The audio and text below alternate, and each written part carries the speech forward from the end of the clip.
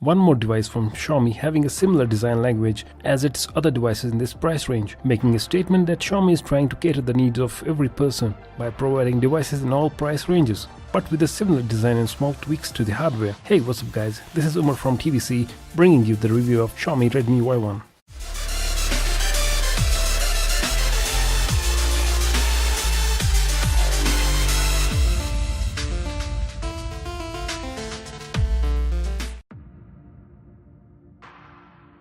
Xiaomi believes that having a huge display is what people love in the mobile devices. Who wouldn't want a huge display to consume content? But a 5.5-inch display demands a huge body and thus a big device gets designed.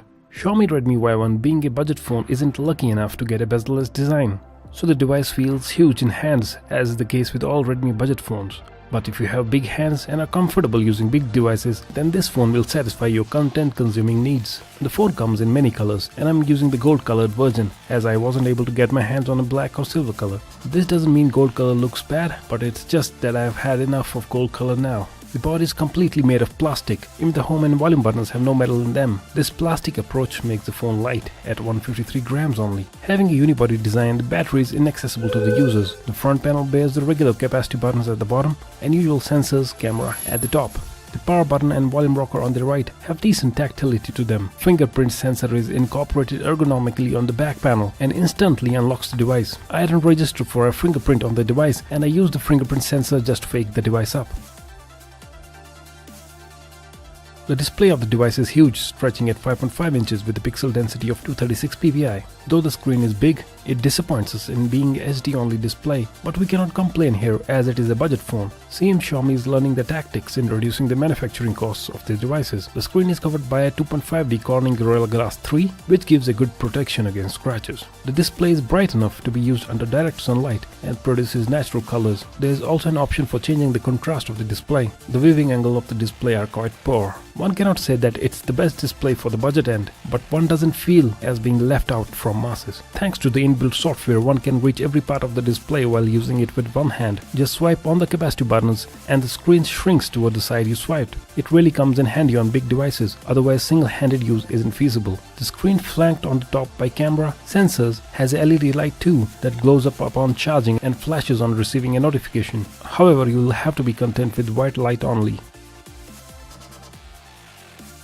The device gives its user the option of using dual SIM plus a microSD card. These days, most users use 2 SIM cards at a time, and an added bonus of using a microSD card is great. Redmi Y1 comes with Android 7.1.2, that's Android Nougat, supported by Snapdragon 435 chipset, octa-core 1.4 GHz Cortex A53 CPU, and Adreno 505 GPU. Internal storage being 32 or 64 GB, and RAM 3 or 4 GB according to the variant you choose. Though having an old Snapdragon processor, the response time of the device is good. All applications load quickly and multitasking is breeze. If your day demands regular email checkup, watching YouTube videos, or even a break for playing some games, then this device won't disappoint you. Only when you start using resource-intensive apps or games, it clearly shows lack of processing power and you'll need an upgrade. Overall, the device's performance is comparable to other devices in its price range.